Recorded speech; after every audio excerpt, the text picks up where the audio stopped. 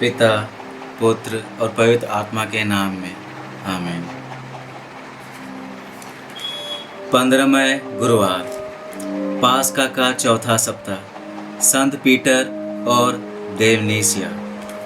पहला पाठ, प्रेरित चरित्र, अध्याय 13 से 25।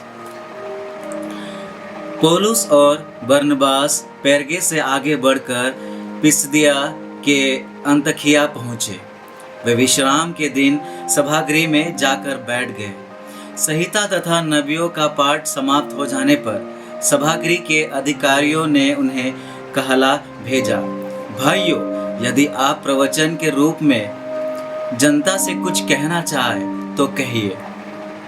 इस पर पौलुस खड़ा हो गया और हाथ से उन्हें चुप रहने का संकेत कर बोला, इजरायली भाइयों और आप और ईश्वर भक्त सज्जनों, इजराइल प्रजा के ईश्वर ने हमारे पूर्वजों को चुना, उन्हें मिस्र देश में प्रवास के समय महान बनाया और वो अपने बाहुबल से उन्हें वहां से निकाल लाया।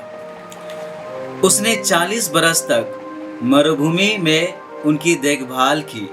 इसके बाद उसने कनान देश में 7 राष्ट्रों को नष्ट किया और उनकी भूमि हमारे पूर्वजों के अधिकार में दे दी। लगभग 450 वर्ष बाद वो उनके लिए न्यायकर्ताओं को नियुक्त करने लगा और नबी सामुएल के समय तक ऐसा करता रहा। तब उन्होंने अपने लिए एक राजा की मांग की और ईश्वर ने उन्हें बेन्यामीन वंशी की कीश के पुत्र साउल को प्रदान किया, जो 40 वर्ष तक राज्य करता रहा। इसके बाद ईश्वर ने दाऊद को राजा बनाया और उनके विषय में यह साक्ष्य दिया, मुझे अपने मन के अनुकूल एक मनुष्य यिशै का पुत्र दाऊद मिल गया है, वो मेरी सभी इच्छाएं पूरी करेगा। ईश्वर ने अपनी प्रतिज्ञा के अनुसार उन्हें दाऊद के वंश में इजराइल के लिए एक मुक्तिदाता अर्थात ईसा को उत्पन्न किया। उनके आगमन से पहले अग्रदूत यूहन्ना ने इजराइल की सारी प्रजा को पश्चाताप के बपतिस्मा का उपदेश दिया था। अपना जीवन कार्य पूरा करते समय यूहन्ना ने कहा, तुम लोग मुझे जो समझते हो मैं वो नहीं हूँ, किंतु देखो मेरे बाद वो आने वाले हैं जिनके चरणों के जूते खोलने योग्य भी मैं नहीं हूँ। सुसमाचार यूहन्ना अध्याय 13 16 से 20। मैं तुमसे यह कहता हूँ, सेवक अपने स्वामी से बड़ा नहीं होता और ना भेजा हुआ उससे जिसने उसे भेजा। यदि तुम ये बातें समझकर उनके अनुसार आचरण करोगे तो धन्य होगे।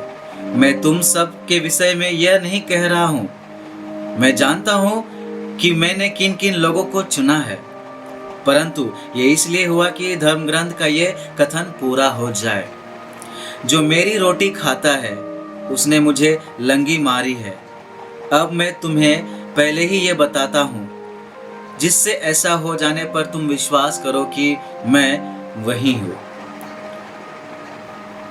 मैं तुमसे ये कहता हूँ, जो मेरे भेजे हुए का स्वागत करता है वो मेरा स्वागत करता है, और जो मेरा स्वागत करता है वो उसका स्वागत करता है जिसने मुझे भेजा।